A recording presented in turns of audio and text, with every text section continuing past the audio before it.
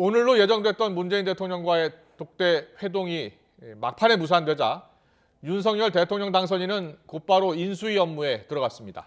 윤 당선인 측은 실무 협의가 마무리되지 않아서 회동 일정을 다시 잡기로 했다고 설명했는데 배경을 두고 여러 가지 해석이 나옵니다. 취재 기자 연결합니다. 박서경 기자.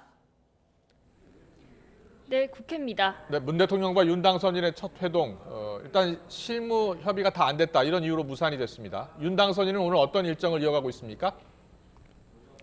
네, 윤 당선인은 오늘 오전 10시 50분쯤 인수위 사무실에 출근했습니다.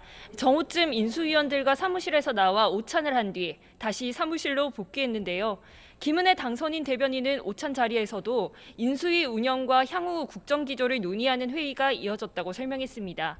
애초 문 대통령과 윤 당선인은 오늘 청와대에서 오찬 회동을 하기로 했지만 성사되지 않았습니다. 김 대변인은 오늘 오전 브리핑에서 실무 협의가 마무리되지 않아서라고 설명했는데요. 들어보겠습니다. 오늘로 예정됐던 문재인 대통령과 윤석열 대통령 당선인의 회동은 실무적 협의가 마무리되지 않아서 일정을 다시 잡기로 했습니다. 오늘 일정을 저희가 미루기로 한 이유에 대해서는 양측 합의에 따라서 밝히지 못함을 양해해 주셨으면 좋겠어요.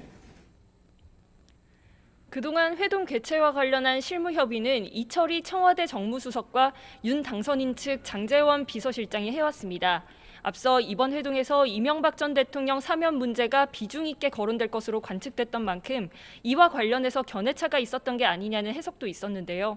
장제원 비서실장은 오늘 기자들과 만나 사면 결정 권한은 대통령에게 있고 그런 것으로 충돌하는 건 아니라며 무산이라기보다는 실무 협의를 위한 시간이 좀 더 필요한 것이라고 말했습니다. 들어보겠습니다. 실무적인 협의를 여러 쪽에서 하는데 아직까지 조금 시간이 필요하지 않냐. 그럼 좀 자연스럽게 좀 연기를 해서 잘 좀 조율된 거 아니냐. 이렇게 생각합니다. 결렬, 무산 이게 아니라 실무적인 협의를 계속해 나가겠다라는. 네, 김은혜 대변인 오늘 브리핑에서 윤 당선인이 기존 청와대로 들어갈 가능성은 제로다 이렇게 이야기를 했죠. 네, 김 대변인은 소통을 언급하면서 윤 당선인의 대통령실 이전 의지를 강조했습니다.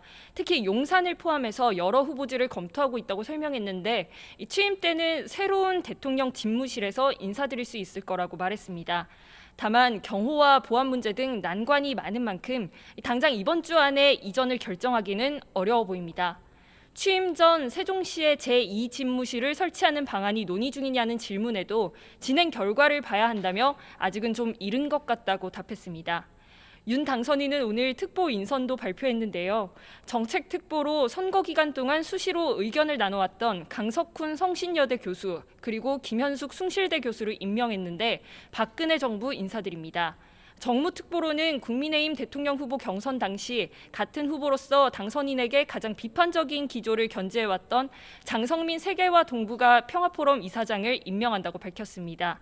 윤 당선인은 이와 함께 이명박 정부 인사인 윤진식 전 산업자원부 장관과 임태희 전 비서실장을 포함해 모두 7명을 특별 고문으로 임명했습니다. 지금까지 국회에서 YTN 박서경입니다.